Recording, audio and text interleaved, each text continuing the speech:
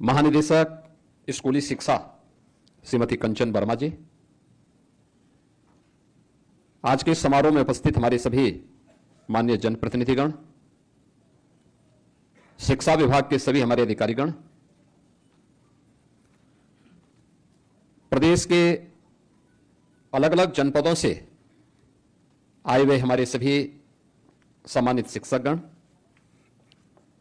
और उपस्थित जो अलग अलग जनपदों में भी समारोह हो रहे हैं, उन सभी जनपदों में उपस्थित माननीय जनप्रतिनिधि, सम्मानित शिक्षक और उपस्थित बहनों और भाइयों, मैं सबसे पहले आज के शिक्षक दिवस के अवसर पर भारत के पूर्व राष्ट्रपति सर्वपल्ली डॉक्टर राधाकृष्णन की स्मृति को नमन करते हुए उत्तर प्रदेश सरकार और उत्तर प्रदेश के नागरिकों की ओर से उन्हें विनम्र श्रद्धांजलि अर्पित करता हूं। मैं इस अवसर पर अभिनंदन करता हूं उन सभी सम्मानित शिक्षकों का, उन सभी गुरुजनों का जिन्होंने अपने कर्तव्यों का ईमानदारी पूर्वक निर्वहन करते हुए आज यहां पर राज्य शिक्षक पुरस्कार और मुख्यमंत्री उत्कृष्ट पुरस्कार प्राप्त करने के लिए चयनित हुए और आज उन्हें यहां पर सम्मानित किया जा रहा है। मेरी हार्दिक इच्छा थी कि मैं सभी 81 उन सभी शिक्षकों को सम्मानित करूं जिन्होंने अलग अलग जनपदों में जाकर के अलग अलग जनपदों में कुछ लीक से हट करके कार्य किया है, क्योंकि आपका यह कार्य न केवल वर्तमान के लिए बल्कि देश के भावी भविष्य के लिए एक प्रेरणा है। और उस प्रेरणा के लिए जो हमें विकसित उत्तर प्रदेश और विकसित भारत की आधारशिला को सुदृढ़ करता है, इसके लिए मैं आप सबका हृदय से अभिनंदन करता हूं। मैंने पिछले जब से शिक्षक दिवस के कार्यक्रम के बारे में चर्चा हुई, मैं पिछले एक सप्ताह 10 दिन से देख रहा था, सोशल मीडिया प्लेटफॉर्म पर भी और विजुअल मीडिया के माध्यम से भी उन शिक्षकों के बारे में बहुत सकारात्मक बातें आ रही थी। और ये मेरे लिए इसलिए महत्वपूर्ण था क्योंकि इस नए सत्र में विद्यालय प्रारंभ होते ही हम लोगों को सबसे पहले नकारात्मक चीजें ज्यादा देखने को मिल रही थी। लोग एक नकारात्मक वातावरण बना रहे थे। एक तरफ हम लोग स्कूल चलो अभियान चला रहे थे और दूसरी तरफ प्रदेश के अंदर एक नकारात्मक वातावरण शिक्षा के क्षेत्र में फैलाने की कुत्सित चेष्टा हो रही थी। उन स्थितियों में जब हमारे बेसिक और माध्यमिक शिक्षा से जुड़ी हुई और स्ववित्त पोषित विद्यालयों से जुड़े हुए शिक्षकों के बारे में कुछ अच्छा सकारात्मक सोचने और देखने का अवसर प्राप्त हुआ, तो एक सुकून हुआ कि चलिए कहीं से अच्छा तो हो रहा है। और ये अच्छा बताता है कि आज 81 हैं, कल यह 8 लाख की संख्या पहुंचेगी जरूर, क्योंकि यही तो हम लोगों के विश्वास का आधार बनता है। और इसी आधार पर हम लोगों ने उत्तर प्रदेश के अंदर कार्य करके उत्तर प्रदेश की कायाकल्प को करने में सफलता प्राप्त की है। याद करिए ना, यही तो प्रदेश था, यही प्रदेश था। क्या शिक्षा के क्षेत्र में, क्या स्वास्थ्य के क्षेत्र में, क्या अर्थव्यवस्था के क्षेत्र में, क्या सुरक्षा के क्षेत्र में, क्या कृषि और जल संसाधन के क्षेत्र में, क्या रोजगार और कौशल विकास के क्षेत्र में, हर एक क्षेत्र में हम लोग बॉटम 5 में थे। सबसे पीछे की गिनती में हमारे नाम आते थे, यूपी का नाम आता था। लेकिन पिछले 8 साढ़े 8 वर्ष के अंदर प्रधानमंत्री जी के मार्गदर्शन में, प्रधानमंत्री मोदी जी के नेतृत्व में देश के अंदर जो एक सकारात्मक वातावरण बना, उस सकारात्मक वातावरण को पिछले 8 साढ़े 8 वर्ष में उत्तर प्रदेश ने हाथों हाथ लिया। परिणाम क्या है कि हमने शिक्षा के क्षेत्र में, स्वास्थ्य के क्षेत्र में, सुरक्षा के क्षेत्र में, रोजगार और कौशल विकास के क्षेत्र में, कृषि विकास और जल संसाधन के क्षेत्र में जीवन के प्रत्येक क्षेत्र में कुछ नया किया। नए करने का परिणाम रहा कि 17 के पहले जिस उत्तर प्रदेश को बीमारू राज्य कहा जाता था, आज वही उत्तर प्रदेश अब बीमारू नहीं, भारत के विकास का ग्रोथ इंजन बनकर के भारत की एक ताकत बन रहा है। यह केवल सरकार में बैठे हुए लोगों का पुरुषार्थ नहीं है, यानी ये जो परिणाम आए हैं ये सच है कि सरकार में बैठे हुए लोगों ने नेतृत्व दिया, लेकिन इसमें जब 25 करोड़ की आबादी एक साथ मिलकर के सामूहिक रूप से उस दिशा में कार्य की, तब यह परिणाम हमारे सामने आया। तब यह परिणाम आया जो उत्तर प्रदेश 8 वर्ष पहले अपनी पहचान के लिए मोहताज था, आज उसको अपनी पहचान के लिए किसी के सामने बताने की आवश्यकता नहीं पड़ती। वो कहीं जाएगा, देश के अंदर, दुनिया के अंदर कहीं जाएगा, बोलेगा उत्तर प्रदेश के हैं, तो सामने के चेहरे पर एक चमक दिखेगी कि उत्तर प्रदेश, वह भी आज उत्तर प्रदेश पर गौरव की अनुभूति करता है। 8 वर्ष पहले कौन लोग थे जिन लोगों ने पहचान का संकट खड़ा किया था? और यही वे लोग थे जो अपने समय में कुछ कर नहीं पाए, लेकिन आज जब शिक्षा के क्षेत्र में, स्वास्थ्य के क्षेत्र में या अलग अलग क्षेत्र में जब कुछ रिफॉर्म होते हैं, तो ये लोग उसके लिए नकारात्मक वातावरण पैदा करके फिर से उत्तर प्रदेश को उसी कूप मंडूप में रह करके रहने के लिए मजबूर कर दे रहे हैं, जिसके कारण उत्तर प्रदेश ने अपनी पहचान को खोया था। उत्तर प्रदेश के सामने पहचान का संकट जिन कारणों से पैदा हुआ था, उन पहचानों में जो कार्य हुए थे, मुझे अच्छा लगा था। जब मैं देखता हूं नीति आयोग की बैठकों में हम लोग जाते हैं, तो शिक्षा के क्षेत्र में हमारे कुछ उदाहरण सामने आए। नीति आयोग ने देश के अंदर शिक्षा के क्षेत्र के नवाचार में, जब मैं नीति आयोग की पुस्तकों को देख रहा था, तो उन्होंने देश के अंदर शिक्षा के क्षेत्र में कहां क्या नवाचार हुआ। जब बेसिक शिक्षा के ऑपरेशन कायाकल्प को मैंने देखा, मुझे लगा देखो ये कार्य हमने 17 में प्रारंभ किया था, ऑपरेशन कायाकल्प। आज देश के अंदर एक प्रेरणा बनी हुई है।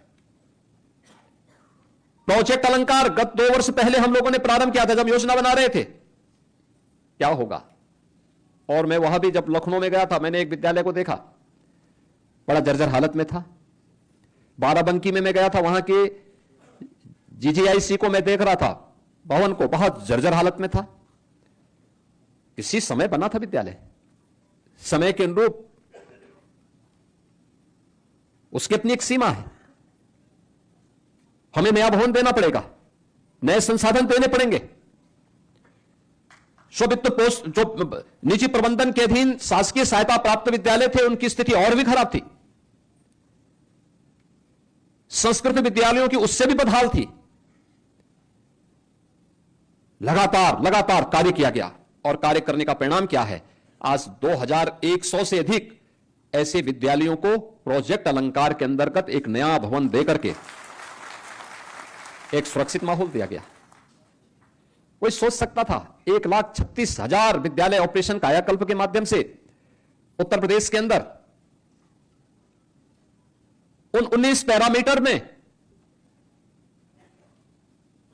आगे बढ़ते हुए दिखाई दे, जो एक स्कूल के लिए आवश्यक था, जो वहां के ड्रॉप आउट रेट को कम कर सके, न्यूनतम ला सके। बेटी स्कूल क्यों छोड़ती थी? क्योंकि इसके लिए सेपरेट टॉयलेट नहीं थे। बच्चे बीमार क्यों होते थे?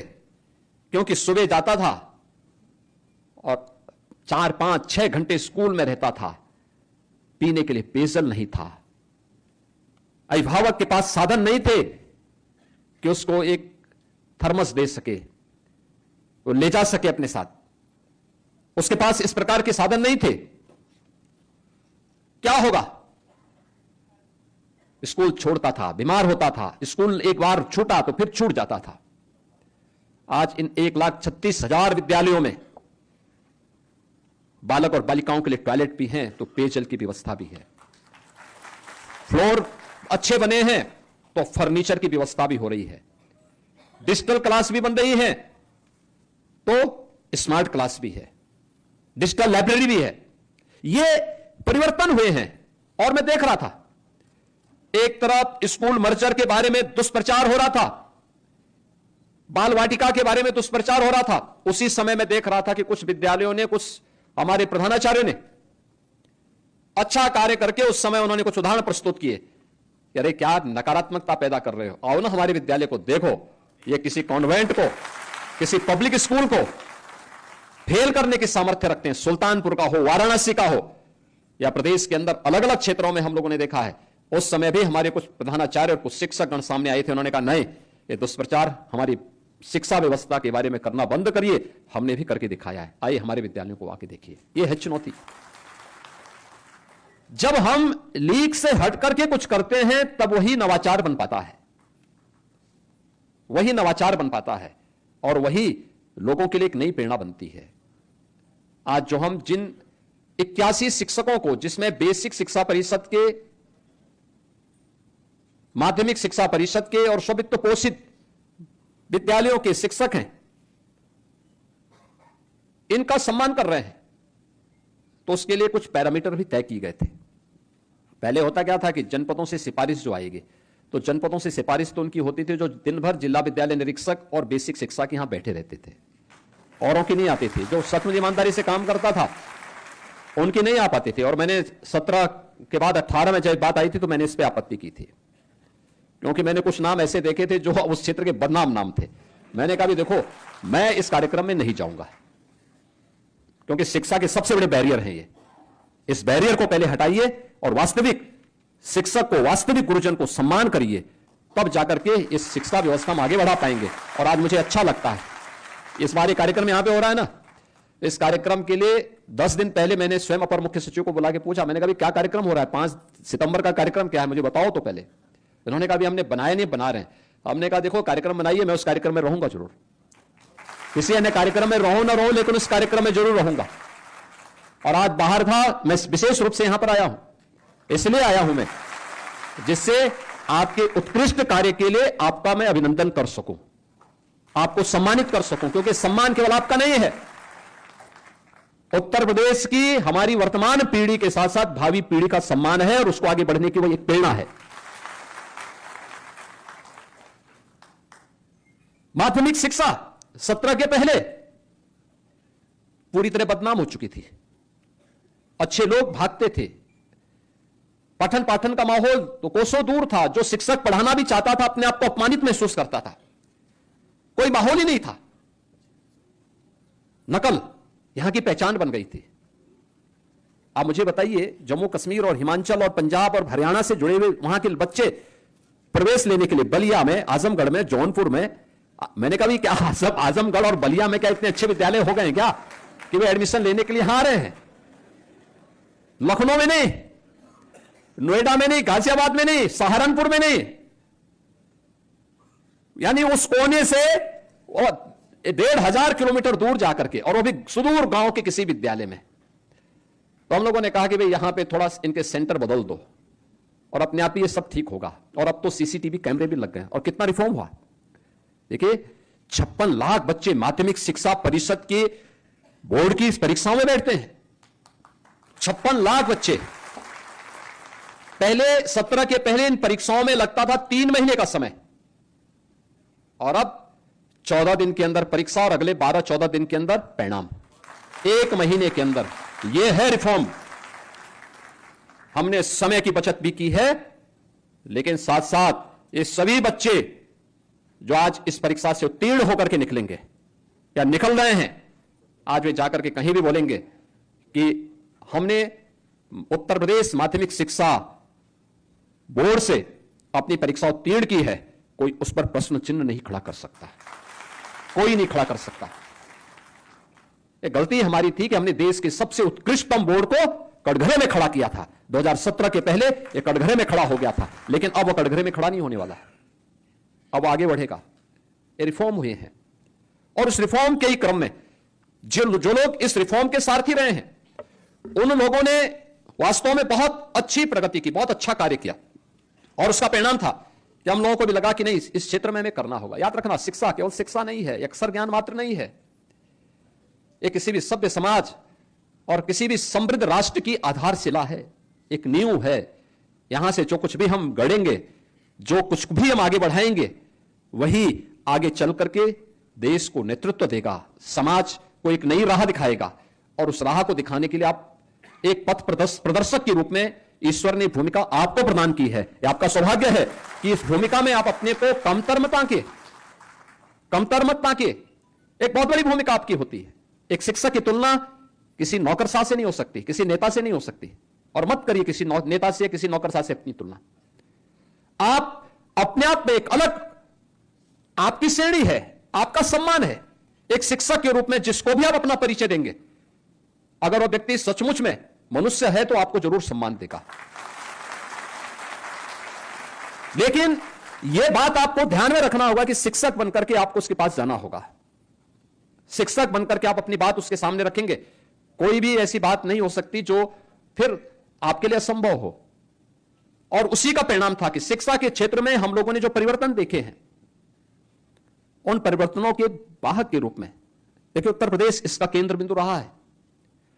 मैं देश के अंदर कई राज्यों में जाता हूं, मध्य प्रदेश में, राजस्थान में, हरियाणा के कुछ भागों में, नॉर्थ ईस्ट से जुड़े हुए राज्यों में, अरुणाचल में हम जाएं या अन्य राज्यों में हम लोग जाते हैं, पूछते हैं, वहां देखते हैं कि वो यहां से जुड़े हुए लोग वहां मुझे जब मिलते हैं, मैं पूछता हूं भाई कब से हो, कहते हैं साहब, कोई बोलता है कि हमारे पूर्वज 75 साल पहले आ गए थे।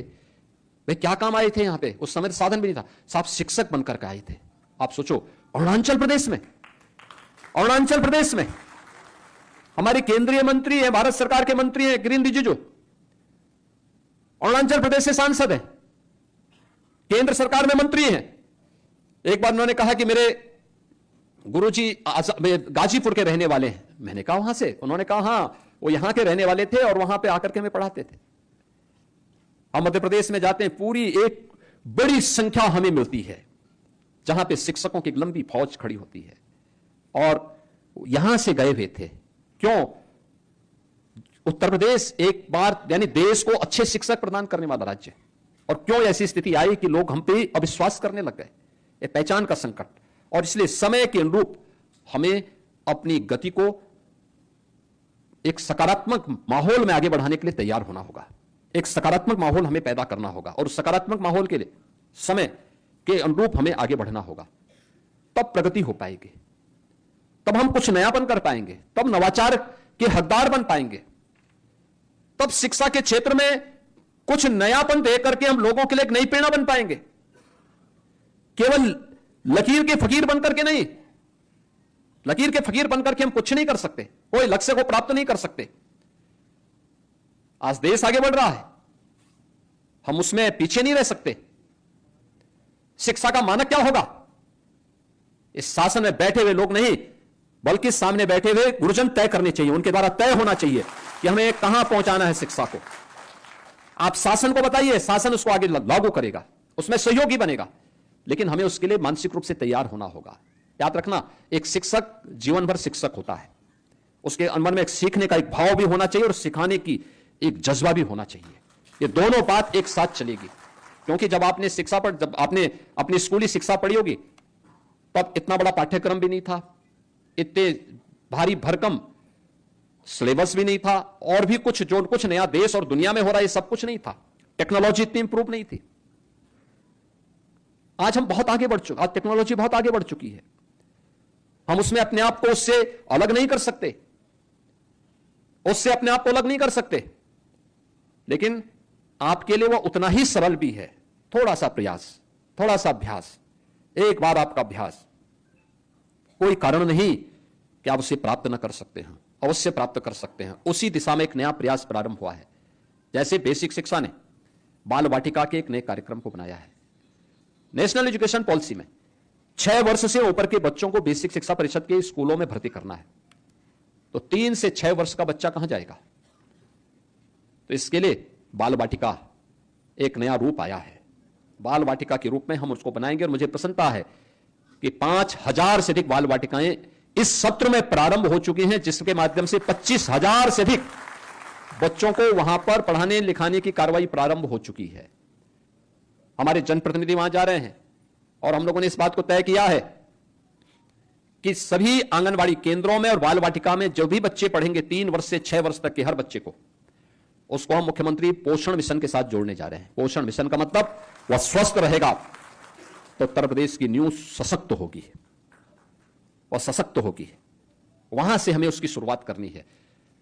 दूसरा, तमाम ऑपरेशन कायाकल्प के बाद ही हम लोगों ने तमाम अन्य कार्यक्रम, बेसिक शिक्षा परिषद में निपुण भारत के कार्यक्रम प्रारंभ हुए थे, अन्य तमाम प्रकार के कार्यक्रम प्रारंभ हुए थे, उसमें उत्तर प्रदेश ने बहुत अच्छी गति पकड़ी है। और याद रखना, आज जब नीति आयोग के माध्यम से और देश के अंदर शिक्षा के क्षेत्र में कार्य करने वाली तमाम संस्थाओं के द्वारा जब सर्वे आते हैं तो देश के अंदर सबसे ज्यादा प्रगति किसी राज्य ने की है तो उत्तर प्रदेश की स्कूली शिक्षा में बेसिक शिक्षा परिषद ने किया है।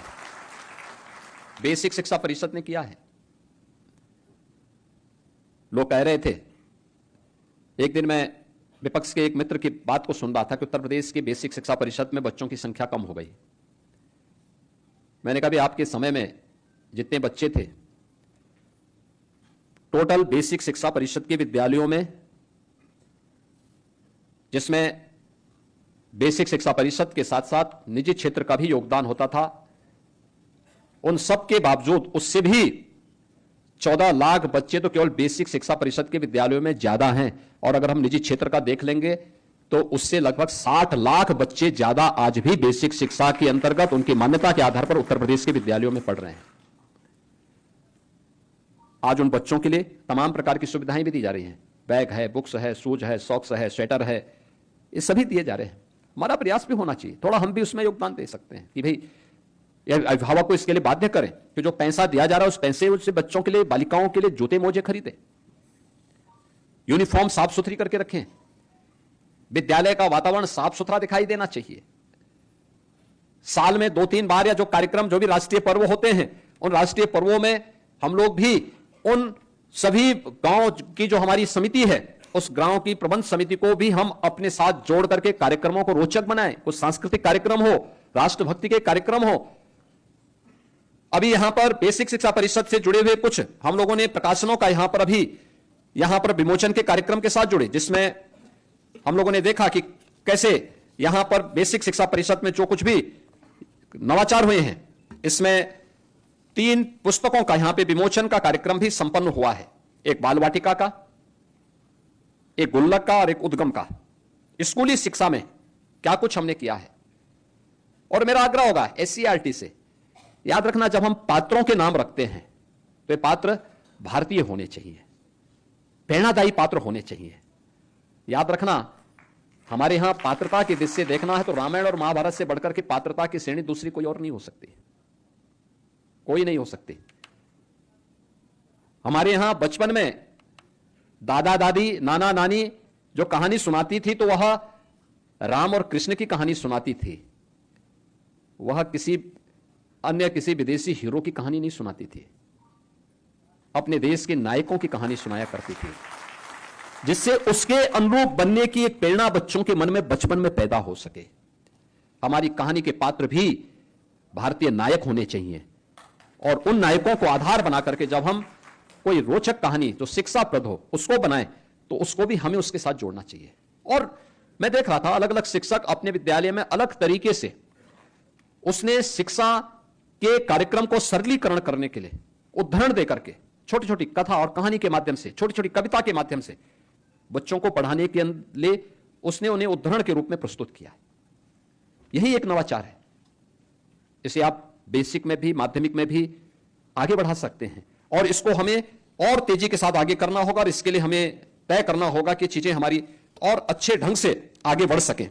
आज के इस अवसर पर जब हम लोग यहां पर आए हैं, मुझे बताते हुए प्रसन्नता है कि आपके द्वारा किए जा रहे जो ये नवाचार हैं ये प्रकाशित होने चाहिए। बाल वाटिका के लिए भी जो पुस्तिका हमने बनाई है, ये पुस्तिका को और सरल किए जाने की आवश्यकता है, पतली बनाने की आवश्यकता है, बहुत मोटी नहीं, इतना नहीं कि उसको देख करके बच्चे के कुछ चक्कर आने लग जाए। उसके मन में भाव आना चाहिए, स्कूल जाएं, उसको खेल खेल में सिखाइए, खिलाते हुए सिखाइए। वहां पर जो पोषण मिशन के अंतर्गत उसको वहां पर जो कुछ भी दिया जाए, उसको मिलेट के लड्डू खिलाइए, बिस्किट दीजिए, कुछ ऐसी चीजें दीजिए जो उसको रोचक बनाए, क्योंकि खिचड़ी खाते खाते वो परेशान हो जाता है करके। लीक से हट करके। यद्यपि आपने मिड डे मील के मेनू को तैयार अलग अलग दिन अलग अलग तय की है, लेकिन जिसको घर में खाता है, कहीं भी मिल सकता है, उससे हट करके कुछ नया देंगे तो उसके मन में एक रुचि जागृत होगी, अच्छा होगा। और उसको हमें इसके लिए तैयार करना होगा। जिन शिक्षकों ने और जिन सम्मानित गुरुजनों ने अपने विद्यालय में कुछ नया किया है, विद्यालय के लिए, शिक्षा के क्षेत्र में परिवर्तन करने के लिए, आपके नवाचार के उसमें प्रकाशित होकर के हर विद्यालय में पुस्तिका पहुंचाई जानी चाहिए, हर जगह पहुंचाइए किन किन लोगों ने क्या क्या किया है। और जिन 81 शिक्षक, जिन बेसिक शिक्षा के 66, माध्यमिक शिक्षा के शेष जो 15 शिक्षकों को या स्ववित्त पोषित के जो 12 और 3 शिक्षकों को हम यहां सम्मानित कर रहे हैं, उन विद्यालयों में भी इन सभी शिक्षकों के बारे में विस्तार से और क्या क्या चीजें इन्होंने लिखी है, क्या क्या चीजें इन्होंने की हैं, इसको भेजिए वहां पर। थोड़ा अन्य लोग भी प्रेरित होंगे। वहां के असेंबली में इसके बारे में बोला जाना चाहिए, विद्यालयों की मॉर्निंग असेंबली में बच्चों के सामने बताया जाना चाहिए कि इन शिक्षकों को इस आधार पर हमने सम्मानित किया है। और यह प्रेरणा है शिक्षा जगत के लिए भी, वर्तमान के लिए भी और भावी पीढ़ी के लिए भी। और इसलिए आप सबके प्रति मैं हृदय से अभिनंदन करते हुए आज के इस अवसर पर कुछ चीजें थी जो आप लोगों ने वो किया है, और मैं आप सबसे इस बारे में कहूंगा, अच्छा करिए। हम लोग आपके साथ में हैं, राज्य सरकार और ये डबल इंजन की सरकार आपके साथ में है। इस अवसर पर आज जब शिक्षक दिवस है तो स्वाभाविक रूप से आप सबके मन में भी होगा कि और क्या हो सकता है। हम लोग एक चीज की आज घोषणा करना चाहते हैं, और वह है कि सभी शिक्षकों को, ये शिक्षक हमारे चाहे वह प्राथमिक के हों, उच्च प्राथमिक के हों, चाहे वह शासकीय सहायता प्राप्त माध्यमिक विद्यालयों के हों, अशासकीय सहायता प्राप्त महाविद्यालयों के हों, या स्ववित्त पोषित विद्यालयों के हों, महाविद्यालयों के हों, इन सबको हम कैशलेस उपचार की व्यवस्था का लाभ देंगे।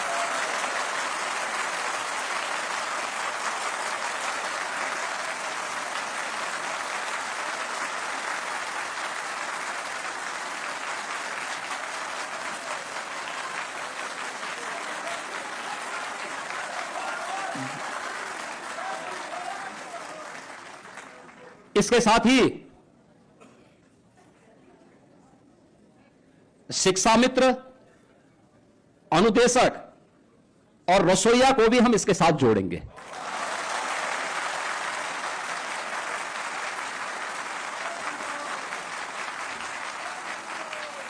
यानी यह उत्तर प्रदेश के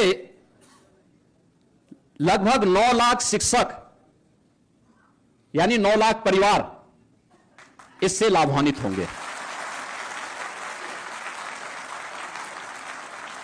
अभी हम लोग इस व्यवस्था को इसके साथ दे रहे हैं, और मुझे लगता है कि ये सभी विभाग, बेसिक है, माध्यमिक है या उच्च है, बहुत शीघ्र इस औपचारिकता को पूर्ण करते हुए एक कैशलेस उपचार की व्यवस्था का लाभ इन्हें उपलब्ध करवाने की दिशा में अपने कार्यक्रम को तेजी के साथ आगे बढ़ाए, एक समय सीमा के अंदर इसको पूरा कर लें, जिससे इस सुविधा सबको प्राप्त हो सके।